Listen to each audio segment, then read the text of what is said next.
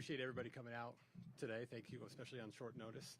We'll have Chad Weiberg, Athletic Director, here shortly.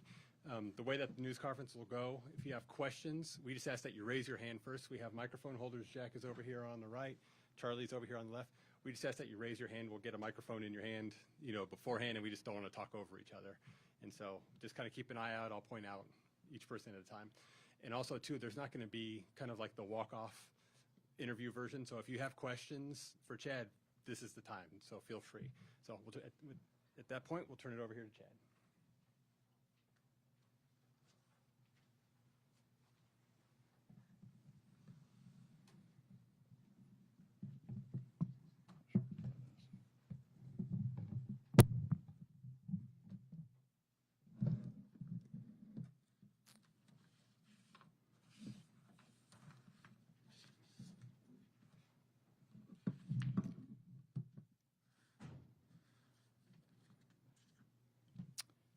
All right, good afternoon. As you know, today we made the decision to part ways with Coach Gundy. These decisions are never easy and happen only after much consideration. As with any head coaching change, this impacts not only one person and one family, but many. And all are good people working very hard for our student athletes and for Oklahoma State University. We are forever grateful to Mike Gundy. Between his playing days as quarterback for the Cowboys and his years as coach, he has spent over half his life at OSU. He has raised his family here in Stillwater. He is a Cowboy.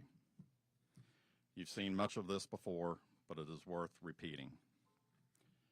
Mike Gundy finished his playing career as the Big 8 Conference career passing leader. As head coach, he led the Cowboys to the best era of sustained success in program history, highlighted by a Big 12 championship in 2011, 5 New Year's Six bowl appearances, and 8 10-win seasons. His 170 career coaching victories are 108 more than any other coach in school history. A 3-time selection as Big 12 Coach of the Year, Coach Gundy was honored as National Coach of the Year in 2011 and 2021. He ranks 6th in college football history with 12 bowl victories, trailing only Joe Paterno, Bobby Bowden, Nick Saban, Bear Bryant, and Mac Brown. His 102 victories in Big 12 games trail only Bob Stoops and Bill Snyder. Coach Gundy coached more than 500 graduates, 48 All-Americans, 7 major award winners, and 42 NFL draft picks at OSU. In short, we all have high expectations for OSU football because of Mike Gundy.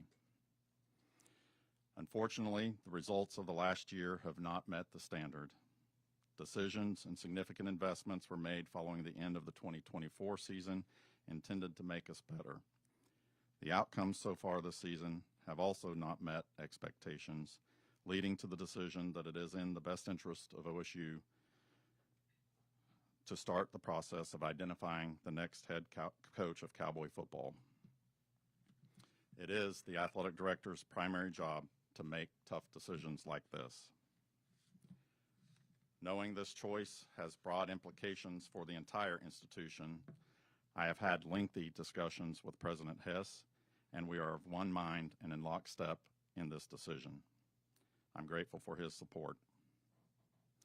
I'm also grateful to Doug Meacham for agreeing to be the interim coach during this period, and I'm grateful to Rob Glass for agreeing to lead the administrative duties of Cowboy football so Coach Meacham can focus on our student athletes and the team. I was so proud to see the terrific attendance at our game Friday night. I want to thank our fans for demonstrating loyal and true. In particular, I want to thank the students who come early, stand in line, fill the student section, and together with the Cowboy Marching Band, inject infectious energy into Boone Pickens Stadium. In the remaining 5 home games on the schedule, it will be very important that OSU fans continue to come out and support our players, our program, and our university. Again, this decision in no way should take away from the years of success OSU football has had under Coach Gundy's leadership. Thanks to him, we know winning the Big 12 championship, going to the college football playoff, and competing for championships are realistic goals. They remain attainable goals, but the stakes are high and competition is intense. It will be critically important for the OSU family to unite behind the next leader of Cowboy football. With that, I'll pause and take questions. Chad, did you can you confirm that you did get a new contract? That you did get a new contract? Bill, we're not here to talk about my deal. I'm Just yes or no? No, that is not something that's completed, and that's something that I'm not worried about at this time. I feel very good about where I'm at. I feel great about my relationship with President Hess and his leadership of this university. Feel great about about our board and the support from the board. So I'm not worried about that today. With regard to Mike's relationship with the university, to what extent was it damaged, do you think, Chad, last November when he said what he said about fans, and it seemed to anger donors and it seemed to anger fans, but just how important or significant was that moment in this process? Yeah, this isn't about one moment. If we were stacking up moments, right, there's a whole lot of moments that are in the good category, but this is about the bigger picture, and absolutely our donors and our fans are critically important. That's true all the time, and it's more important now than it ever has been. But this was not about one moment.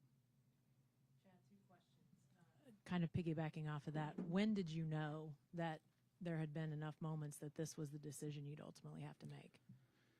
Yeah, I think that speaks a little bit to the timing of how we've gotten here. This was not something that, I thought we would be doing today on this Tuesday, right? I fully expected to beat the University of Tulsa. I expected the results of this season to be different than they've been so far. Again, that goes back to the expectation level that Coach Gundy has set for this program. We have higher expectations than that. So when it just appeared that that was not going to be met, I felt like for the good of the program, it was time to, make this decision so that we could start the process of, getting the program where we want it to be. And that's, it's hard. I think the first decision is, what is the decision? And the next decision is, what is the timing of it? And that, in a lot of ways, can be a harder decision because I've not yet seen when is a good time or perfect time to do something like this. There's no such thing. It is a hard thing to do, and there's consequences of however you do it. But I felt like in this case, we needed to do it now so that we could position the program to move forward in the future. That leads to my second question on the timing. Obviously, it's a midseason firing, and those are still relatively rare in college football. Why did you think that was important? And a Tuesday, your team's already down the road on their week. Just the timing, big picture, but also small picture this week. Yeah, again, there's no time that's good. And like I say, this was not something that, last week I was thinking that we would be doing here today. And so, but there are things that we have to do once the decision is made, right? There's a lot of steps, and it was more important for me to get those things right and than to hurry up and make the decision. And so it was just about what was in the best interest of moving the program forward in the long term. I mean, I get that we've got, there's things right here in the here and now this week, today, tomorrow, but we also have to be looking at what's better for the program over the next year, 2 years, 5 years. Chad, hindsight's always 20/20. When you look back at last December, can you talk about would that have been a better time for this coaching change, and was there a lot of consideration then for a coaching change to where you're at today? And my expectation was that we would, be winning football games this season, right? So no, that was not. I don't look back on that and think we should have made that decision then. I feel very comfortable with the decision that we made to go into this football season and see where we could go. So. And also, when you informed the team, were you at the team meeting that informed the team? And if so, what was their demeanor? What was their reaction when they got the official news? I think it would be about like you would expect. I mean, it was just quiet. I mean, this is, in some cases, I'm sure it was the first time that most of those players have been through anything like this, and I get that, right? I'm very sensitive to that, and so my main message to them is, look, there is, first of all, there's nobody in this room that this is their fault, right? And but there are a lot of people here at OSU that are here for you, and your coaches, the staff here. So, I feel really good about the support that we have around them, and they're here to play football, and that has not changed. They get to go to practice this afternoon. They've got a game this weekend, and that's what we want them to do, and want them to have fun doing it, want them to compete, and I think that's our expectation. Yeah, Chad, regardless of contract status, have you been charged with finding the next coach? I mean, is that you said it's what Yes. your number one priority Yes. now is finding the next coach? Yes. What are you looking for? What are your priorities? What when you make your list of what you're looking for, what's on that list? Yeah, that's a good question. We'll have the opportunity, I think, to get into that later. I don't really want to spend a lot of time on that. I mean, to Jenny's point, I think football, the game, has changed, and so I think that as we have discussions with potential candidates for our football coaching search, I'm going to be interested in hearing, how they see building the program, building the vision for how they establish a winning program. Look, we've proven that we can win here. Again, that goes back to the success that we have had under Coach Gundy. We've proven that we have a lot of success, a lot of support for this program. The ingredients are here, and I feel very, very confident about that. I know that I will be able to talk about that with any coaching candidates. This is a place that you can win football games at. Again, Coach Gundy has proven that. But there are things about the game that has changed, and so I want to hear, what the vision is from any of our candidates about how they would approach that. Chad, as far as Friday night, it's been 4 days since then. What played out from that point to Mike Gundy speaking yesterday, still in this job, to this morning, things changing? What transpired over those 4 days? I'm sorry. Say that again. What transpired in the 4 days since Tulsa that led us to here, and how was the news delivered to Coach Gundy? Well, I met with Coach Gundy this morning, and I'm not going to get into details of that conversation. I feel like that's between he and I, as I would feel that way about anyone. But I can tell you that it was I will say it was a good conversation. I really appreciate the way that Coach Gundy handled everything in that conversation. And again, I go back to what I said, I think, when Jenny asked, is that it was more important, I think, for me to get this right. And I think a lot of that is because here we are dealing with a coach that's in his 21st season and has had a lot of success here. And so I just wanted to make sure that, that we were able to handle all of that the right way. And that takes time. And I, again, I'm not worried about this week or the next 2 weeks. I'm worried about next year, 2 years from now, 5 years from now. So, given that history, was he offered the opportunity to see out the season? Was that on the table at any point? that was not discussed. Chad, for 4 years before you became the AD, you essentially worked out of the football building. You were there a lot. So does this feel more personally difficult for you because you were kind of shoulder to shoulder with Mike all that time? Well, really, for 8 years, Yeah. Yeah, like I said, this is never easy. You know, these are people that we work with every day, you know, and we know their families, we know their wives, we know their kids, we know, you know, so no, I mean, it's not easy. And yeah, you know, when I was 8 years ago, 7 years ago, a year ago, you know, this was not a place that I thought I would be standing on September, you know, 23rd of 2025 or whatever day it is. And so, yeah. How do you feel? I mean, you're still only a few weeks removed from massive surgery. So Yeah. how are you doing in that regard? Yeah, I'm doing good. I feel good. I feel blessed that you know, I've told a couple people don't ask me to throw any hay bales around anytime soon. But other than that, I'm doing good. So, in the last 12 to 18-ish months, obviously the atmosphere of the game has changed drastically in college football. Mike Gundy referred to a lack of NIL funds on a few occasions in that time frame, maybe using that as the reason for not being able to compete at the highest level like we've been used to for his entire tenure. Do you believe that is a valid or acceptable excuse for OSU football? You know, the game has changed, and for sure. And I think there are a few programs out there that are highly resourced, especially in the era that we've come out of, you know, the collective era and all of those things. As we move into the revenue sharing, I think that has the potential to change a little bit, and we don't need to get into all of that now.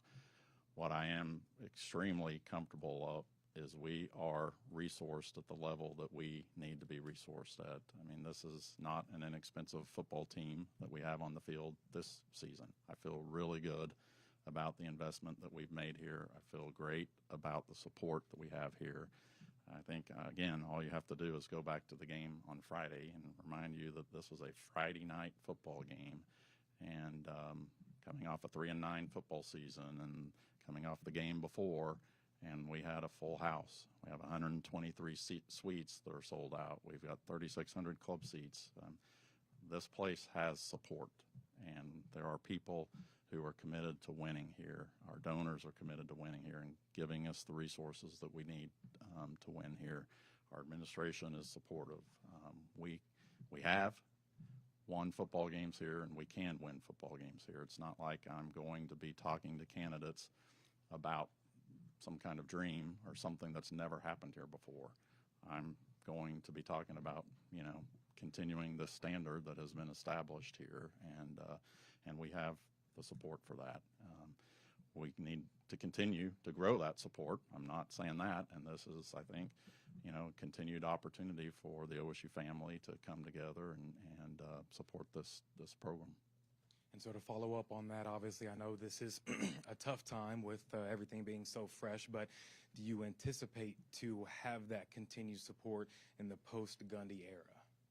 Yes, absolutely, 100%. I think that is loyal and true. That's our people, you know, so yes, I do, and I expect that.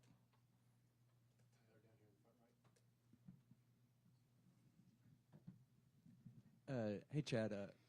Before the 2024 season, you just speaking to what Gundy accomplished, you mentioned that throughout your tenure, you felt confident OSU is far above the cut line in terms of, that's what you called it, the big picture of college football. Do you feel like in the last year and a half, the margin y'all had above that cut line has shrunk, and does that make this search now even more critical?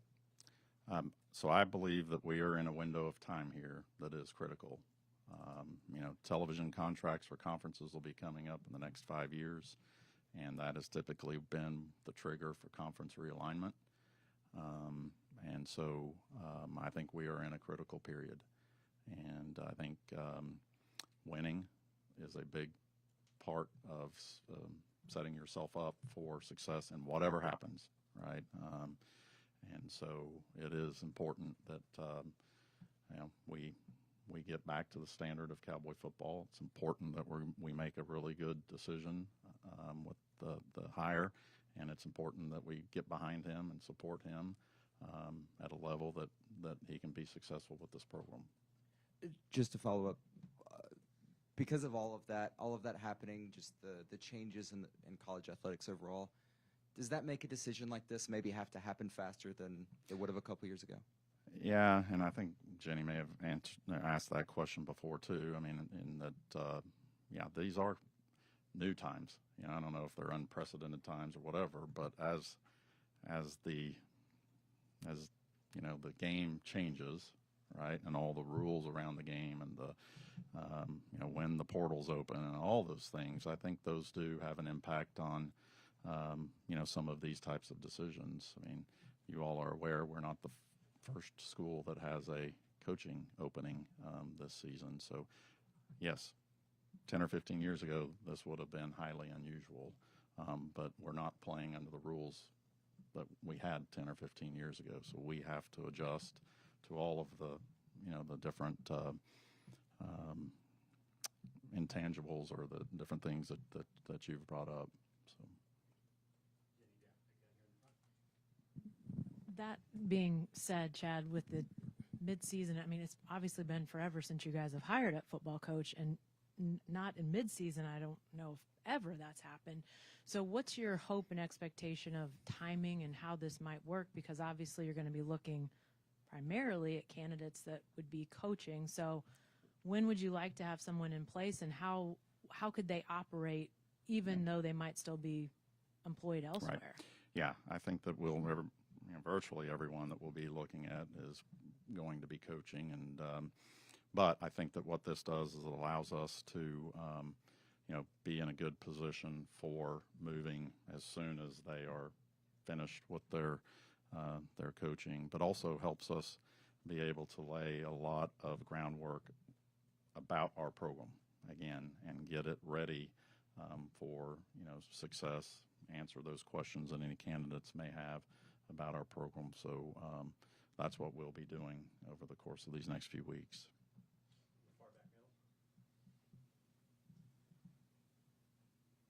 Chad, one of the big concerns about the parting ways with Gundy was the $15 million buyout. I'm curious if you're willing to discuss kind of where the university came up with that $15 million. That's not a small sum of money. It'll come out of just our you know, revenues, our operating budget, those sorts of things. So no, it's not a small amount of money, especially today when we're trying to do revenue sharing and all of those things. But it is just part of it, and we'll honor our contractual obligations. So. Following up on that, was there any donor support for that buyout? I did not ask any donors to support that buyout. Thank you.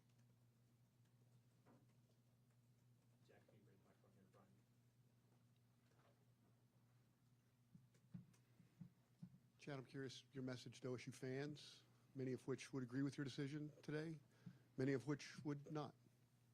Yeah, and I understand that, and that's, you know, that's the case with almost every decision I make, right? And so that just comes with the territory.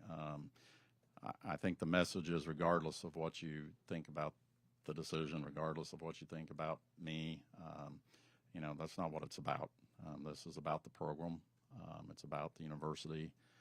And if you love OSU and you love Cowboy football, then we need you behind it. That is what makes it successful, is we have to have, you know, the family come together and align and get behind this program.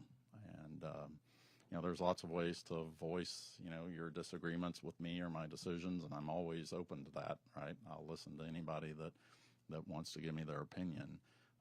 But I hope that we can take off the table not supporting this program, because I don't understand what good that does for anyone. And I don't believe that'll be the case.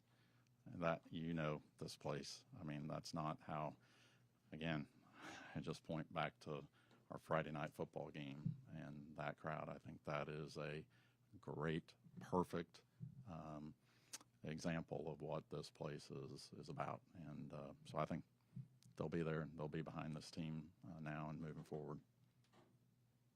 Yeah, right here. You mentioned that this decision, you're not as concerned with the next week or 2 weeks. What is a realistic timeline for a new staff to be able to get this program to a level that you'd be happy with? I'm not going to put a time frame on it. You know, I think that would be doing a disservice, you know, to to our next coach. That's something we can certainly talk about in the process, and something that he may want to address that question when he gets the opportunity to stand up here and do that. But I'm not ready to do that right now, and certainly not going to do that to him, whoever that is. So.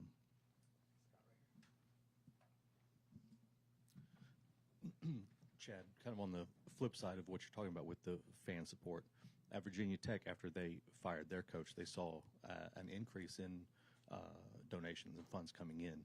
Do you anticipate, do you have any feeling that something like that could happen? And it's not just as a slight to Coach Gundy, but right. Just the idea of a clean slate. That's not the way we're going to approach it, for sure. And but we're always trying to increase our donations and increase our revenue and all of those things. And so we'll continue those efforts for sure. And again, and it is important, right? That's going to be the message. Is we can go out and hire a great football coach, but if he doesn't have the resources that he needs to compete at this level of college football, it's not going to matter. It's not going to work. And so I anticipate that our fans will get on board with that. Our donors will get on board with that, just like they have. Again, I go back to we aren't lacking for support. I know there's people out there that think that we are, but this is not the 1980s OSU. We have come a long, long way from then. I would invite any of you to, see how many other schools have 123 suites in their football stadium. Something that was unfathomable right back then, and but now. I just say that to say I feel really good about the support that we have here, but the competition is intense.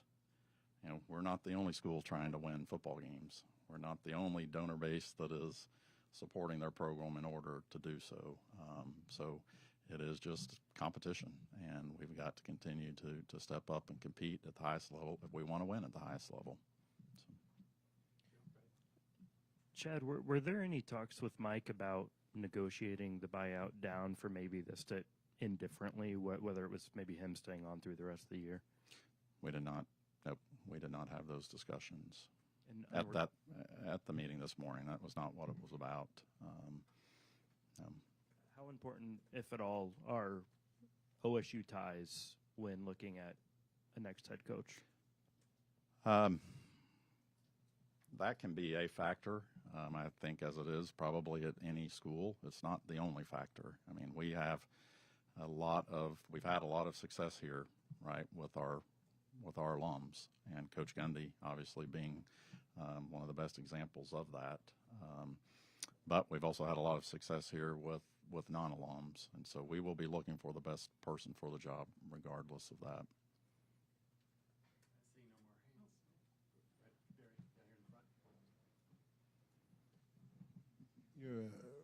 Mike's new staff had, I believe, multi-year contracts. What's the total price tag on the contract commitment that you guys will? I'm not going to get into details of that, Barry, because I'm sure that's an open record somewhere. That's not what it's about. What I've asked that staff to do is, I get it. I get, right, that this is a disruption for them. And the most important thing to them, I'm sure, is their livelihood and their families. And they're under contract to work here right now. And so I've asked them to stay focused on that, and primarily for our team and our student athletes, and I believe that they will do that.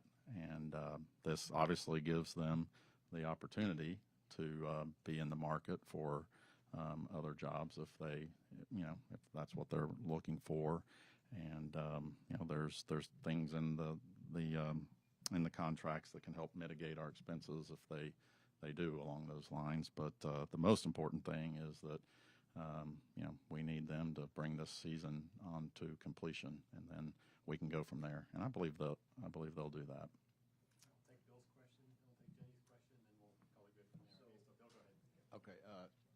So it's been 25 years since the school had to hire a football coach. I mean, Mike was an automatic promotion same day that Les was introduced at LSU. Mike was introduced here. So I just wonder, and you're only a few months removed from the Steve Lutz search, but because this is football, I wonder is it an entirely different kind of search for you in terms of identifying candidates and vetting candidates and all that? Is it really going to be a different kind of process for you this time? No, I don't think it'll be different, significantly different in the way I want to run the search. Probably the biggest difference is there's more time. But I think the most important thing, Bill, is that we run a high integrity search. And the importance of that is if everyone knows that it is going to be a high integrity search, then I think your candidate pool increases, because there's people out there that have jobs and they may not want everyone to know that they have an interest in this job, and so we will run a high integrity search for that reason. I got two unrelated things for you, Chad. First, Doug and Rob and their roles. What do you think that'll look like? Obviously, it sounds like Doug will be more on the football side, but how will that look, sort of in your mind?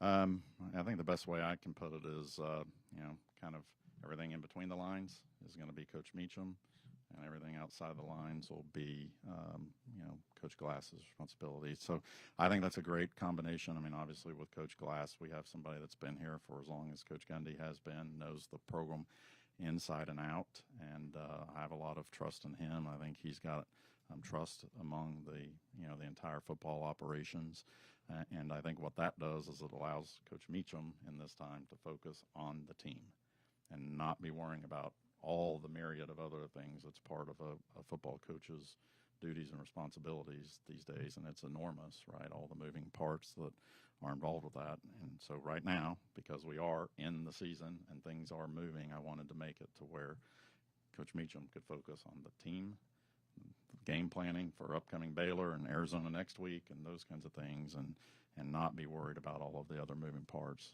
I think Coach Glass has that covered.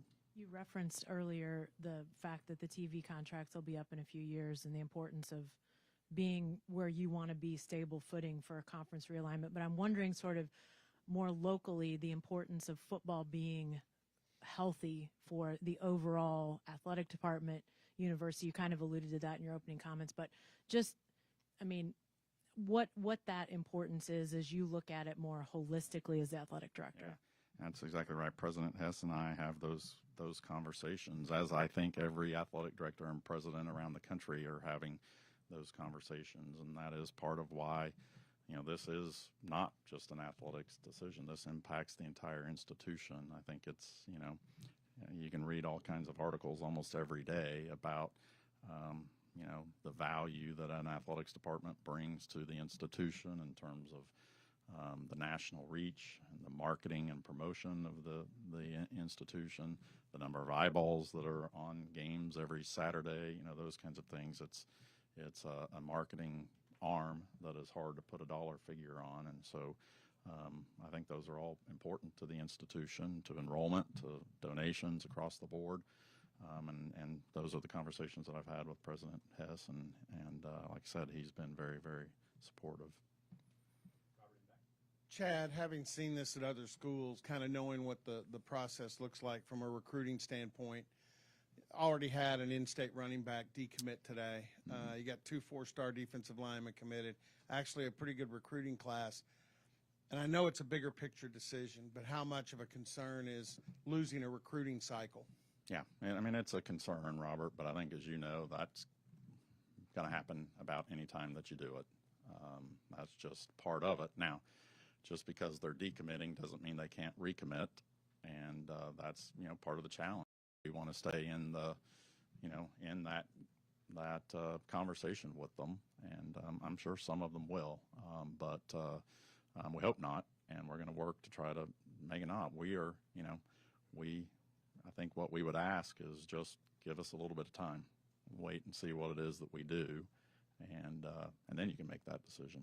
Signing day in December, are you looking to try and get something in place before that signing day? I'm aware of the timeline and all the implications of that, and so yes, that will all be in consideration, but not at the expense of getting who we think is the right coach for the long term. Barry, this will be the final question. Yeah, Chad, you actually had some viable options to be the interim head coach. Why did you go with Doug? We had some conversation about that, and I think for a number of different reasons. But